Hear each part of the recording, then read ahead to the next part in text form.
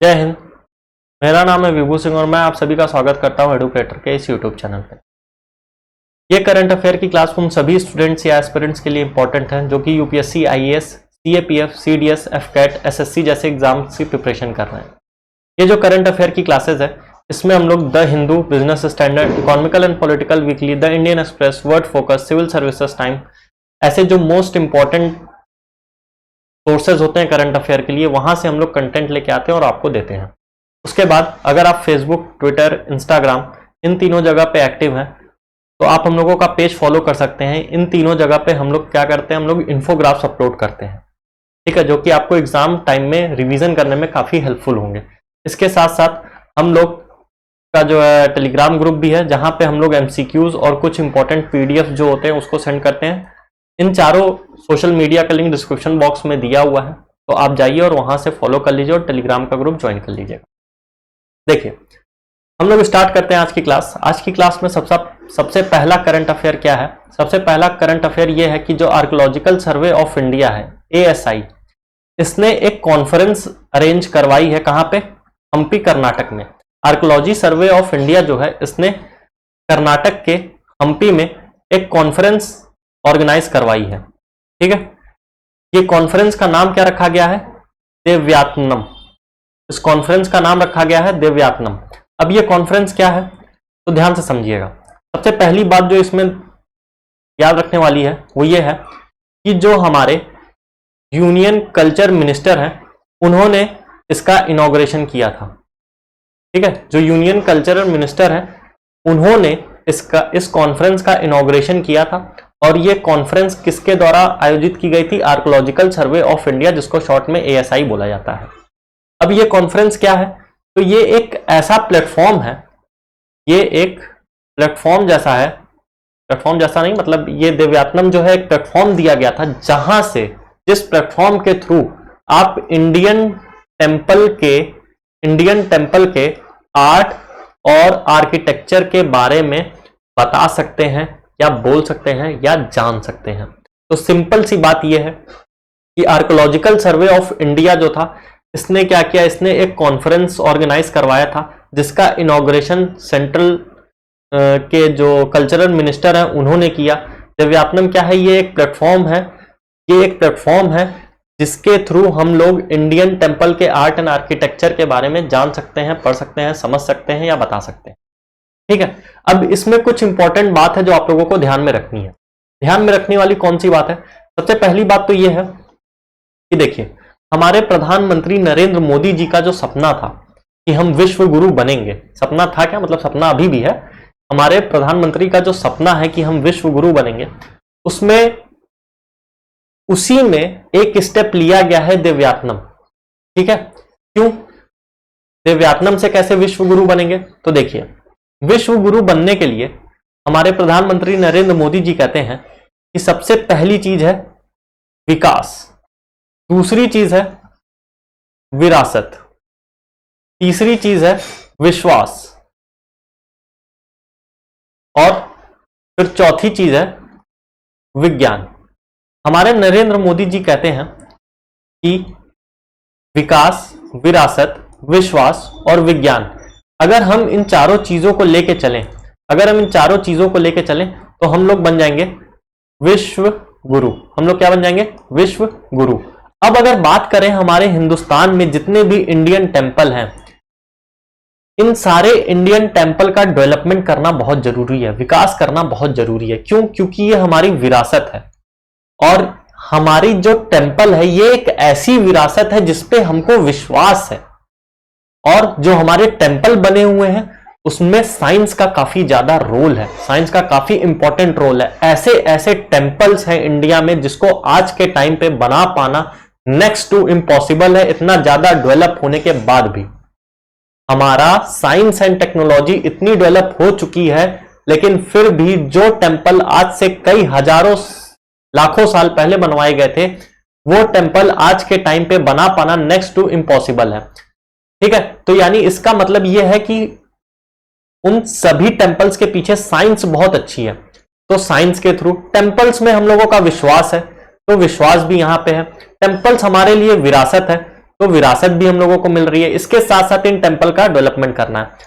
तो हमारे prime minister Narendra Modi ji का कहना है कि अगर हमको विश्व गुरु बनना है, हम लोग विश्व गुरु बनने के तरफ जो कदम बढ़ा रहे हैं, उसके लिए सबसे इंपॉर्टेंट बात यह है कि हम अपने टेम्पल्स का डेवलपमेंट काफी अच्छे से करें। टेम्पल एक ऐसी विरासत है जो कि हम लोगों को पूर्वजों के द्वारा सबको दी गई है, ठीक है, किसी एक का क्लेम नहीं हो सकता, ये सबके लिए है। और उसके साथ साथ हम लोगों को टेम्पल पे विश्वास भी है, पूजा पाठ मंदिर इन सब पे विश्वास भी है। और उसके साथ साथ इन टेम्पल्स के पीछे विज्ञान भी बहुत ज्यादा यूज हुई है। तो विश्व गुरु बनने के पहल में एक कदम यह भी उठाया गया है कि देवयात्नम नाम का एक कॉन्फ्रेंस ऑर्गेनाइज करवाया गया था कर्नाटक हम्पी में, जो कि आर्कियोलॉजी सर्वे ऑफ इंडिया करवाया था। ठीक है, अब अगर आप लोग इतनी चीज सीख ही रहे हैं तो एक बात आप लोग और यहां पे ध्यान से बैठा लीजिएगा। हो सकता है एग्जाम में पूछ ले कि स्पिरिचुअल कैपिटल इंडिया का क्या है, तो ध्यान से रखिएगा, ध्यान में रखिएगा, काशी, जिसको बनारस बोला जाता है, तो बनारस जो है इंडिया का स्पिरिचुअल कैपिटल है। ठीक है, ये इंपॉर्टेंट है, हो सकता है एग्जाम में पूछ ले, तो इसको ध्यान में रखिएगा। ठीक है, इसी के साथ साथ हम लोगों का पहला करंट अफेयर खत्म होता है। अब हम लोग चलते हैं अपने दूसरे करंट अफेयर पे। दूसरा करंट अफेयर हम लोगों का क्या है, एक सेकेंड,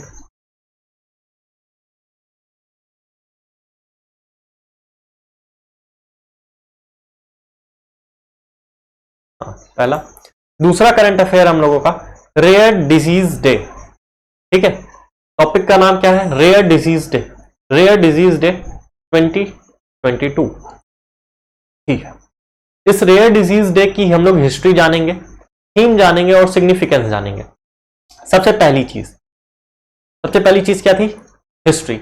अगर बात करें रेयर डिजीज डे की, ठीक है, तो रेयर डिजीज डे जो है ये 2008 से हर साल फरवरी के आखिरी दिन यानी 28 फरवरी को हर साल रेयर डिजीज डे मनाया जाता है। ठीक है, 2008 से लेके आज तक हर साल फरवरी के आखिरी दिन में रेयर डिजीज डे मनाया जाता है। ठीक है, सबसे पहली बात। दूसरी चीज, इसको बनाने के, ये जो रेयर डिजीज डे हम लोग मनाते हैं या इसको ऑब्जर्व किया जाता है, इसके पीछे कौन सी ऑर्गेनाइजेशन है, तो ध्यान से याद रखिएगा, European organisation for rare disease, जिसको कि शॉर्ट फॉर्म में बोला जाता है।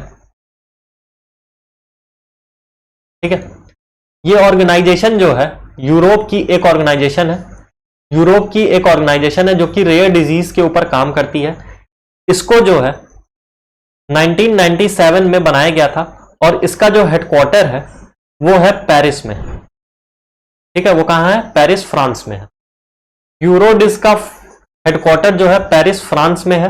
इसको 1997 में पहली बार बनाया गया था। ठीक है, इसका कहना है, मतलब ये ऑर्गेनाइजेशन जो है 2008 से रेयर डिजीज डे ऑब्जर्व कर रही है, मनाया जा रहा है। इसको हर साल फरवरी के आखिरी दिन मनाया जाता है, यानी इस बार 28 फरवरी को मनाया गया था। ठीक है, ये तो हो गई इसकी थोड़ी सी हिस्ट्री। अब हम लोग बात करते हैं इसके थीम पे। इस बार का रेयर डिजीज का जो थीम था, जो कि अक्सर सीडीएस, सीएपीएफ या यूपीएससी के एग्जाम में पूछ लिया जाता है कि किसी भी डे का, इस बार जो ये डे सेलिब्रेट किया गया है, एक्स वाई डे जो भी सेलिब्रेट किया गया है, जैसे रेयर डिजीज डे सेलिब्रेट किया गया है, तो उसका थीम क्या है। तो रेयर डिजीज डे जो इस बार सेलिब्रेट किया गया है, मनाया गया है, इसका थीम है शेयर योर कलर। इसका थीम क्या था, शेयर योर कलर। ठीक है, तो रेयर डिजीज डे जो कि 2022 में मनाया गया है, इस बार का इसका थीम था शेयर योर कलर। अब ध्यान से समझिएगा, इसका सिग्निफिकेंस क्या है, इस डे का सिग्निफिकेंस क्या है, इस डे को हम लोग क्यों सेलिब्रेट करते हैं, क्यों मनाते हैं।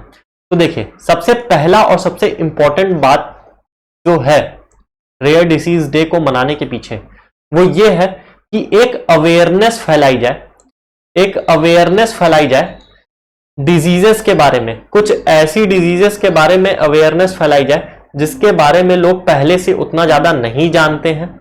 ठीक है, जिसके बारे में, ऐसी डिजीजेस जिसके बारे में लोग ज्यादा नहीं जानते हैं, जिसके ट्रीटमेंट के बारे में लोग ज्यादा नहीं जानते हैं, ऐसे डिजीजेस के बारे में अवेयरनेस फैलाई जाए और उनका ट्रीटमेंट कैसे हो सकता है ये बताया जाए।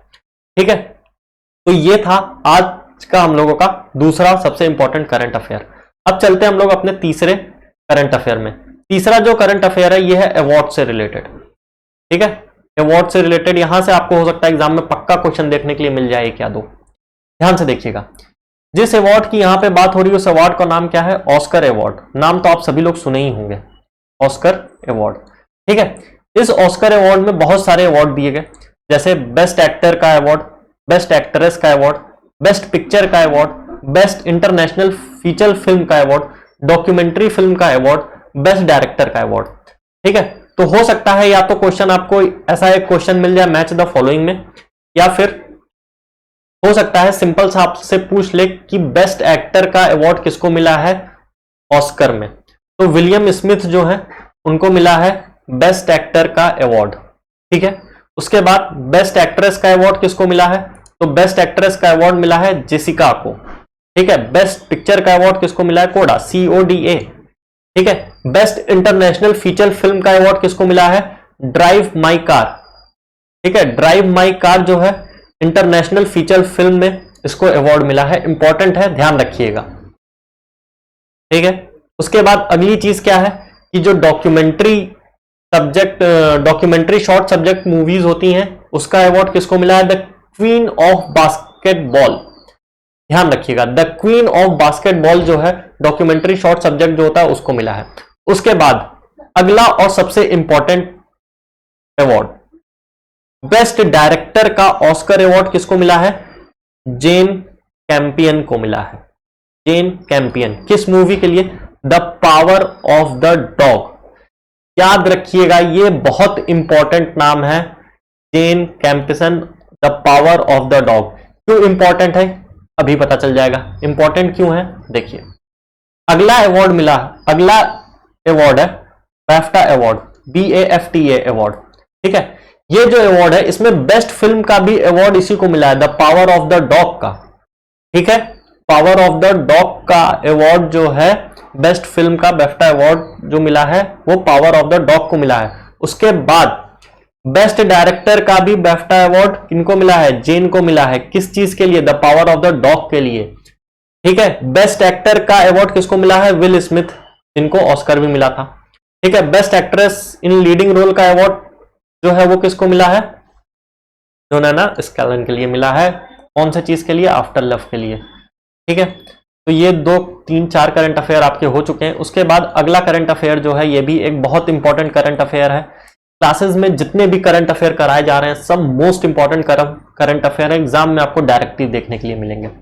देखिए अगला करंट अफेयर कौन सा है? अगला करंट अफेयर ये है कि हमारी गवर्नमेंट ऑफ इंडिया ने एक ऑपरेशन चलाया था, ऑपरेशन गंगा। ठीक है, हमारी गवर्नमेंट ऑफ इंडिया ने एक ऑपरेशन चलाया, उस ऑपरेशन का नाम है ऑपरेशन गंगा। ये ऑपरेशन गंगा क्या है, किस चीज से रिलेटेड है? देखिए आप लोगों को मालूम है कि रशिया और यूक्रेन का वॉर चल रहा था। ठीक है, रशिया और यूक्रेन का वॉर चल रहा था। रशिया यूक्रेन वॉर के बारे में हम ऑलरेडी एक वीडियो में समझा चुके हैं, अगर आप नहीं देखें तो उसको देख लीजिएगा। ये जो रशिया यूक्रेन वॉर चल रहा था ना, इस रशिया यूक्रेन वॉर में बहुत सारे लोग, ठीक है, बहुत सारे इंडियन लोग यूक्रेन में फंसे हुए थे। ठीक है, बहुत सारे इंडियन लोग जो है यूक्रेन में फंसे हुए थे। तो गवर्नमेंट ऑफ इंडिया ने एक ऑपरेशन गंगा चलाया। इस ऑपरेशन गंगा के तहत जितने भी इंडियन लोग यूक्रेन में फंसे हुए हैं उन सभी लोगों को यूक्रेन से निकाल के वापस इंडिया लाया जाएगा। तो जो भी इंडियन यूक्रेन में फंसे हुए थे रशिया और यूक्रेन वॉर में, उन सभी लोगों को वापस लाने के लिए गवर्नमेंट ऑफ इंडिया ने एक ऑपरेशन चलाया, जिस ऑपरेशन का नाम है operation Ganga. Most important current affair, ध्यान से इसको लिख लीजिएगा। सारे करंट अफेयर इंपॉर्टेंट है लेकिन कुछ मोस्ट इंपॉर्टेंट है जो हम आपको बता दे रहे हैं। इसके बाद अगला करंट अफेयर क्या है? अगला करंट अफेयर भी रशिया और यूक्रेन वॉर से ही है। ठीक है, रशिया और यूक्रेन वॉर से ही कहीं ना कहीं इसका भी रिलेशन है। रशिया यूक्रेन वॉर अगर आप लोग नहीं पढ़े तो आई रिक्वेस्ट कि आप उस वीडियो को जरूर देख लें जिसमें हम अच्छे से एक्सप्लेन किए। अब देखिए, ये जो नाटो है, नॉर्थ अटलांटिक ट्रीटी ऑर्गेनाइजेशन, ये नाटो क्या होता है ये भी हम उसी वीडियो में जो रशिया और यूक्रेन के बारे में बताएं उसमें बता चुके हैं। ये जो नाटो है, North Atlantic Treaty Organisation, basically ये एक ग्रुप है, कुछ कंट्रीज का ये एक ग्रुप है। आप वीडियो देखिएगा आपको समझ में आ जाएगा। ये जो नाटो है, नॉर्थ अटलांटिक ट्रीटी ऑर्गेनाइजेशन, इसने एक मिलिट्री ड्रिल ऑर्गेनाइज करवाई।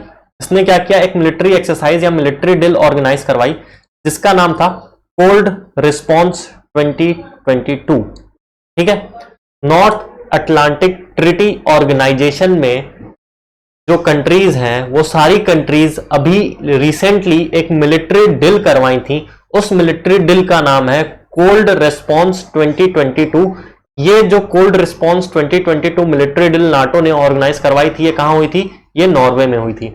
तो हो सकता है एग्जाम में आपसे क्वेश्चन सिंपल सा सीधा सा पूछ ले कि ये जो मिलिट्री ड्रिल है कोल्ड रिस्पॉन्स, इसको किसने ऑर्गेनाइज करवाया था, तो एग्जाम्पल नाम आंसर हो जाएगा नाटो।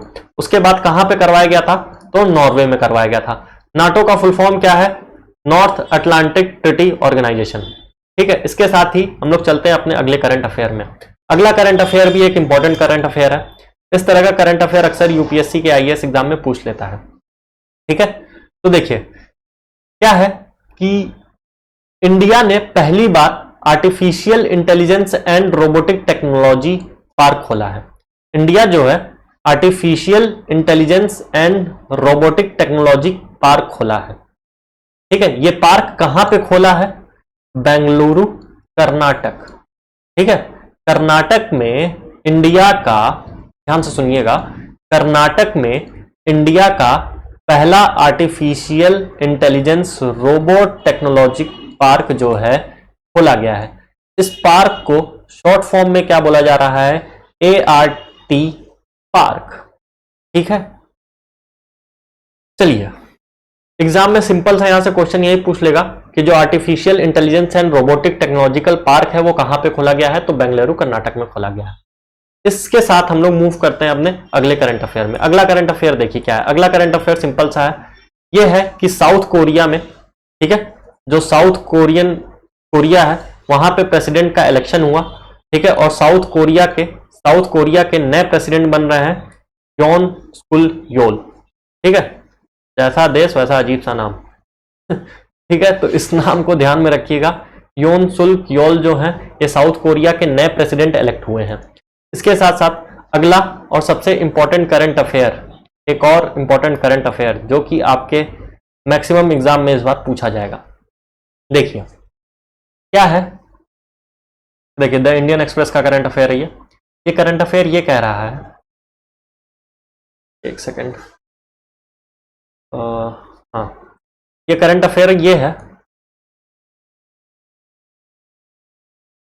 ओके, ये करंट अफेयर क्या कह रहा है कि महात्मा गांधी ग्रीन ट्रायंगल। ठीक है, महात्मा गांधी ग्रीन ट्रायंगल ये क्या है, ये एक तरीके का पार्क है। ठीक है, ये क्या है, एक तरीके का पार्क है जो कि मेडागास्कर में बनाया गया है। मेडागास्कर जो है वहां पे बनाया गया है। ध्यान से सुनिएगा, मेडागास्कर के बारे में एक सबसे इंपॉर्टेंट चीज ये है कि इंडियन ओशन का, जो हमारी इंडियन ओशन है, इस इंडियन ओशियन का सबसे बड़ा आइलैंड है मेडागास्कर। ठीक है, इस जगह पे यहाँ पे एक पार्क बनाया गया है, उस पार्क का नाम रखा गया महात्मा गांधी ग्रीन ट्रायंगल। ठीक है, ये आजादी का अमृत महोत्सव जो हम लोग सेलिब्रेट कर रहे थे, ठीक है, आजादी का अमृत महोत्सव जो मनाया जा रहा था, उसी के लिए महात्मा गांधी को एक ट्रिब्यूट देने के लिए मेडागास्कर में एक पार्क बनवाया गया है जिसका नाम है महात्मा गांधी ग्रीन ट्रायंगल। यहाँ पे ये जो वर्ड ग्रीन जोड़ा गया है इसका मतलब है सस्टेनेबल डेवलपमेंट से। ठीक है, आप सभी लोगों को मालूम है रिसोर्स वगैरह कितने तेजी से हम लोग नेचुरल रिसोर्सेज का यूज कर रहे हैं, तो एक सस्टेनेबल डेवलपमेंट को दर्शाते हुए इस पार्क का नाम रखा गया महात्मा गांधी ग्रीन ट्रायंगल। ठीक है, अब ध्यान से समझिएगा, ये जो है मेडागास्कर में महात्मा गांधी ग्रीन ट्रायंगल क्यों खोला गया, क्योंकि ये वही जगह है मेडागास्कर में इंडिया के गुजरात से बहुत सारे लोग जाते हैं मेडागास्कर में, बहुत सारे गुजरातीज जो है मेडागास्कर में रहते हैं, और महात्मा गांधी भी हमारे गुजरात के ही रहने वाले थे। ठीक है, इनके पिताजी जो कह सकते हैं कि जो वहां का एक स्टेट था वहां के एक राजा के अंडर ये इनके पिताजी मंत्री थे महात्मा गांधी के, ठीक है, गुजरात में। तो गांधी जी को ट्रिब्यूट देने के लिए मेडागास्कर में आजादी का अमृत महोत्सव जो हम लोग मनाते हैं, उसी के लिए महात्मा गांधी को और ट्रिब्यूट देने के लिए मेडागास्कर में एक पार्क बनाया गया जिसका नाम रखा गया महात्मा गांधी ग्रीन ट्रायंगल, ठीक है। ये था एक इंपॉर्टेंट करंट अफेयर। अब देखिए हम लोग चलते हैं अगला। अगला क्या है, सिंपल सा करंट अफेयर है, इसको बस देख लीजिए और याद कर लीजिएगा, टू द फैक्ट है। मोबाइल वर्ल्ड कांग्रेस जो है ये कहाँ पे होने वाला है, स्पेन में होने वाला है, सिंपल सा बस याद रखिएगा इसको, इसमें ज्यादा कुछ नहीं है। उसके बाद अगली चीज क्या है, अगला करंट अफेयर देखिए। अगला करंट अफेयर कह रहा है कि वर्ल्ड हैप्पीनेस रिपोर्ट आई है, ठीक है। वर्ल्ड हैप्पीनेस रिपोर्ट जो आई है, इस वर्ल्ड हैप्पीनेस रिपोर्ट में फिनलैंड जो है ये रैंक फर्स्ट आया है। फिनलैंड जो है टॉप किया है इस रिपोर्ट में। फिनलैंड के लोग जो है सबसे ज्यादा खुश रहते हैं। और इंडिया की पोजीशन जो है, इंडिया की पोजीशन काफी ज्यादा खराब है, 136th पोजीशन है इंडिया की, ठीक है। तो वर्ल्ड हैप्पीनेस रिपोर्ट में इंडिया की पोजीशन काफी ज्यादा लो है, ठीक है, 136th पोजीशन पे है। और इस पे टॉप पे कौन है, फिनलैंड। फिनलैंड टॉप पे है इस हैप्पीनेस रिपोर्ट में। अब ध्यान से सुनिएगा, ये जो इंडिया 136th पोजीशन पे आया, इसके पीछे बहुत सारा रीजन है। आप लोगों को मालूम ही होगा कि इंडिया में जो करप्शन है, ठीक है, पुअर्टी है, थोड़ा सा लिटरेसी रेट इंक्रीज तो हुआ है लेकिन और ज्यादा है, यही सारे रीजन है। उतनी अच्छी हेल्थ फैसिलिटी अभी नहीं आई है, ठीक है, उतना ज्यादा अभी डेवलप नहीं हुआ है, डेवलप हो रहा है, काफी तेजी से हो रहा है लेकिन उतना नहीं डेवलप हुआ है। और उसके साथ साथ जीडीपी, ठीक है, जीएनपी, इन सारी चीजों को देखते हुए कह सकते हैं कि एक रिपोर्ट तैयार की जाती है जिसमें इंडिया का रैंक 136 है। एग्जाम में सिंपल सा क्वेश्चन पूछ लेगा आपसे कि इंडिया की रैंक कौन सी है, या फिर ये पूछ लेगा वर्ल्ड हैप्पीनेस रिपोर्ट जो है, ठीक है, उसमें टॉप कौन किया है, तो टॉप किया है फिनलैंड, और उसके साथ साथ फिनलैंड उस पर टॉप किया है और इंडिया की 136 पोजीशन है। अब देखिए एक और सबसे इंपॉर्टेंट करंट अफेयर, अगला सबसे इंपॉर्टेंट करंट अफेयर क्या है, देखिए आप सभी लोग जानते हैं, नीरज चोपड़ा का नाम आप सभी लोग सुने होंगे, ठीक है, जेवलिन स्टार है ना, जेवलिन थ्रो में ये इंडिया के लिए गोल्ड मेडल लेके आए थे, ठीक है, ओलंपिक्स में ये इंडिया के लिए गोल्ड मेडल लेके आए थे जेवलिन थ्रो में।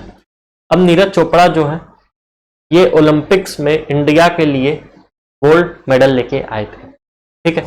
एक अवार्ड हुआ, एक अवार्ड इनको मिला है, उस अवार्ड का नाम है sport star of the year.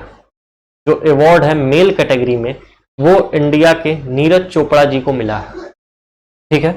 Sport star S award जो है, स्पोर्ट स्टार एस अवार्ड जो है, इसमें जो मेल कैटेगरी का अवार्ड दिया गया है वो दिया गया है नीरज चोपड़ा जी को, ठीक है। ये क्या है, ये गोल्ड मेडल लेके आए थे ओलंपिक्स में इंडिया के लिए, किस चीज में, जेवलिन थ्रो में, ठीक है। तो ध्यान रखिएगा, ये हो सकता है एग्जाम में पूछ ले, अवार्ड वगैरह से क्वेश्चन बहुत ज्यादा आता है।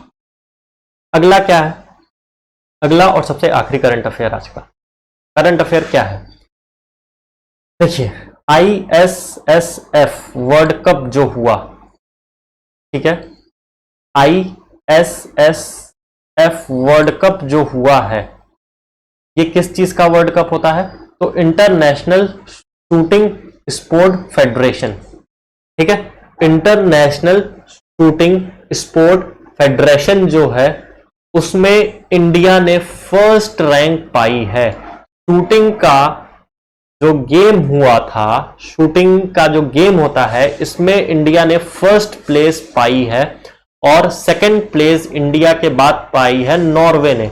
नॉर्वे को मिली है सेकंड पोजीशन और इंडिया को मिली है फर्स्ट पोजीशन, ठीक है, किस चीज में, ISSF cup, ISSF world cup. इसका फुल फॉर्म क्या है, international shooting sport federation world cup में इंडिया को फर्स्ट रैंक मिली है और नॉर्वे सेकंड आया है, ठीक है। अगर ओके, एक करंट अफेयर और बचा है, देख लीजिए उसको, क्या है कि इंडिया में पहला वर्ल्ड पीस सेंटर जो है, इंडिया में पहला वर्ल्ड पीस सेंटर जो है ये गुरुग्राम में खोला जाएगा। गुरुग्राम कहाँ है, हरियाणा में। हरियाणा के गुरुग्राम में इंडिया अपना पहला वर्ल्ड पीस सेंटर खोलेगा। ठीक है, इसी के साथ हम लोग चलते हैं अपने अगले करंट अफेयर में। अगला करंट अफेयर क्या है? अगला करंट अफेयर बहुत इंपॉर्टेंट है, ध्यान से सुनिएगा। अगला करंट अफेयर ये है कि नेशनल वाटर अवार्ड 2022 जो है, ठीक है, नेशनल वाटर अवार्ड 2022, इसमें बेस्ट स्टेट का अवार्ड मिला है उत्तर प्रदेश को। ठीक है, नेशनल वाटर अवार्ड जो है इसमें बेस्ट स्टेट का अवार्ड किसको मिला है? उत्तर प्रदेश को मिला है। उत्तर प्रदेश के बाद सेकंड नंबर पे है राजस्थान और फिर है तमिलनाडु। अब ध्यान से समझिएगा, ये कौन सा अवार्ड है? National water award. ध्यान समझिएगा, ये कौन सा अवार्ड है सर? National water award. तो ये जो नेशनल वाटर अवार्ड है ना, ये अवार्ड जो है मिनिस्ट्री ऑफ जल शक्ति देती है। मिनिस्ट्री ऑफ जल शक्ति, जो मिनिस्ट्री ऑफ जल शक्ति है वो ये अवार्ड देती है। ठीक है, नेशनल वाटर अवार्ड। ये जो अवार्ड है ये 2018 से दिया जा रहा है। 2018 से नेशनल वाटर अवार्ड दिया जा रहा है और 2022 में इस अवार्ड में उत्तर प्रदेश फर्स्ट आया है, सेकंड आया है राजस्थान और थर्ड आया तमिलनाडु। अब देखिए इस अवार्ड को देने के पीछे का रीजन क्या है? देखिए ध्यान से सुनिएगा और समझिएगा, बहुत इंपॉर्टेंट चीज है। इंपॉर्टेंट चीज क्या है? अगर हम लोग पूरे वर्ल्ड की पॉपुलेशन को देखें, पूरे वर्ल्ड की पॉपुलेशन को अगर हम लोग देखेंगे तो पूरे वर्ल्ड के पॉपुलेशन का 16% जो पॉपुलेशन है, पूरे वर्ल्ड की पॉपुलेशन की 16% जो है वो अकेले हमारे भारत में रहती है, हमारे इंडिया में रहती है। ठीक है, ये तो हो गया पॉपुलेशन के बारे में। अब पूरे वर्ल्ड में जितना फ्रेश वाटर है, उस फ्रेश वाटर में से पूरे वर्ल्ड का सिर्फ 4% इंडिया के पास है। इंडिया की जो पॉपुलेशन है, पूरे वर्ल्ड की 16% पॉपुलेशन इंडिया में रहती है और पूरे वर्ल्ड में जितना फ्रेश वाटर है उसका सिर्फ 4% इंडिया में है। तो आप सोच लीजिए कितना ज्यादा डिफरेंस आ रहा है पॉपुलेशन में और वाटर में। यानी क्या है? पानी, आने वाले टाइम में पानी की अच्छी खासी कमी इंडिया में देखी जा सकती है। तो इसी चीज को, इसी कमी को दूर रखने के लिए कि ऐसा कभी न हो, एक अवार्ड दिया जाता है जिसका नाम है नेशनल वाटर अवार्ड। इसमें यह बोला जाता है कि जो भी एक अवेयरनेस फैलाएगा, वाटर की इंपॉर्टेंस को समझाएगा, ठीक है, या फिर कोई ऐसी ऑर्गेनाइजेशन या कोई इंडिविजुअल या स्टेट जो कि वाटर कंजर्वेशन में, वाटर को कंजर्व करने के लिए, वाटर को कंजर्वेशन और वाटर मैनेजमेंट में काफी अच्छा काम करेगा, उनको ये अवार्ड दिया जाएगा।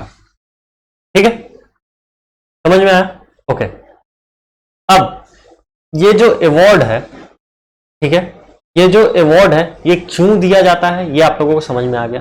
पूरे वर्ल्ड की 16% पॉपुलेशन इंडिया की है अकेले और पूरे वर्ल्ड के टोटल फ्रेश वाटर में से सिर्फ 4% इंडिया में है। यानी आने वाले टाइम में हो सकता है इंडिया में हम लोगों को पानी की कमी देखने को मिल जाए। ठीक है, तो आप लोगों से भी मेरी बस इतनी रिक्वेस्ट है कि पानी बचाइए, पानी को वेस्ट मत किया करिए, है ना। और उसके साथ साथ नेशनल वाटर अवार्ड जो है ये उत्तर प्रदेश इसमें फर्स्ट आया है। ठीक है, और उसके बाद सेकंड आया है राजस्थान और थर्ड आया है तमिलनाडु। एग्जाम में हो सकता है सिंपल सा ये क्वेश्चन पूछ ले, अरेंज करने के लिए दे दे आपको कि कौन फर्स्ट आया, कौन सेकंड आया, कौन थर्ड आया है। ठीक है, या फिर ये भी पूछ सकता है नेशनल वाटर अवार्ड जो है इसमें कौन सा बेस्ट स्टेट है जिसको ये अवार्ड मिला है, तो बेस्ट स्टेट कौन सा है? उत्तर प्रदेश है। आई होप आप लोगों को ये वाला करंट अफेयर भी समझ में आया होगा अच्छे से। इसके साथ साथ अगला करंट अफेयर क्या है? अगला करंट अफेयर देख लीजिए, क्या ही कहना इनके बारे में। एक शख्स हैं जिनका नाम है इलॉन मस्क। ठीक है, इलॉन मस्क कौन है? तो ये स्पेस एक्स और टेस्ला के फाउंडर है ना। स्पेस एक्स जो इनकी कंपनी और टेस्ला जो कंपनी है उसके जो फाउंडर है उनका नाम है इलॉन मस्क। इलॉन मस्क क्यों न्यूज में है? ये तो वैसे अक्सर न्यूज में रहते हैं, ट्विटर के मामले में भी ये न्यूज में थे, लेकिन इस बार न्यूज में ये किसी और चीज के लिए है। किस लिए?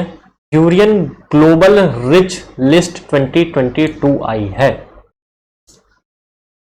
यानी पूरे ग्लोबल, पूरे दुनिया में, पूरे ग्लोब पे सबसे ज्यादा अमीर लोग कौन कौन है उनकी एक लिस्ट निकाली गई है और उस लिस्ट में सबसे पहला पोजीशन, सबसे टॉप पे है हमारे भाई साहब इलॉन मस्क।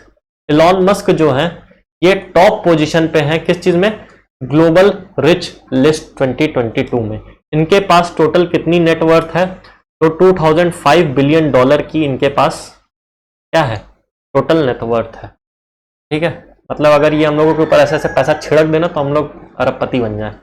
चलिए आगे चलते हैं। आगे क्या है देखिए, अगला करंट अफेयर ये है कि नाम देख लीजिए, कैरोलिना जी जो हैं पोलैंड की रहने वाली हैं, इनको मिस वर्ल्ड का टाइटल दिया गया है, मिस वर्ल्ड ये जीत चुकी हैं। ठीक है, तो ये सिंपल सा एग्जाम में क्वेश्चन पूछ लेगा कि मिस वर्ल्ड कौन जीता है। इसके साथ साथ आज का करंट अफेयर यहीं समाप्त करते हैं। अगर आपको ये करंट अफेयर का लेक्चर पसंद आया तो चैनल को सब्सक्राइब कर दीजिएगा, वीडियो को लाइक करिए, अपने दोस्तों के साथ शेयर करिए और कमेंट करके बताइए आपको ये वीडियो लेक्चर कैसा लगा। मिलते हैं अगले करंट अफेयर में, तब तक के लिए जय हिंद।